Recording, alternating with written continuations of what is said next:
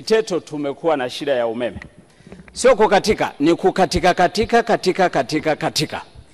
Kwa muda mrefu sana hapa.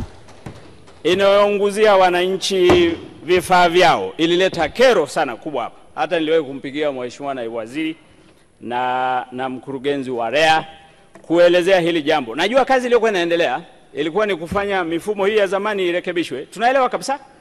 Lakini kwa kweli sasa shida nyingine kubwa ya Kiteto. Sisi tunapata umeme line moja tu kutoka huku Dodoma. Ikikatika sehemu moja miji yote ya Kiteto hakuna umeme.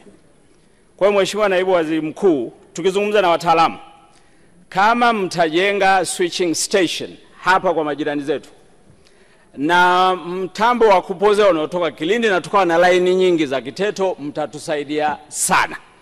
Na naambiwa ni pesa ndogo tu, karibu bilioni 3 sijui. Mkitusaidia hilo Mheshimiwa Naibu Waziri Mkuu, angalau mtafanya wananchi wa Kiteto sio button moja tu ikikatika basi wilaya nzima inakosa umeme kwa sababu ya line moja. Mheshimiwa Spika, imeelezwa hapa habari ya vituo vya kupoza umeme. Ili kukabiliana na changamoto katika umeme, serikali ilikuja na mpango wa grid imara kwa kujenga vituo vya grid vya kupoza umeme kwa kila wilaya. Hatua zifuatazo zimechukuliwa na serikali. Moja, tumeshanunua viwanja kwa ajili ya kujenga vituo kwa ajili ya wilaya zote nchini.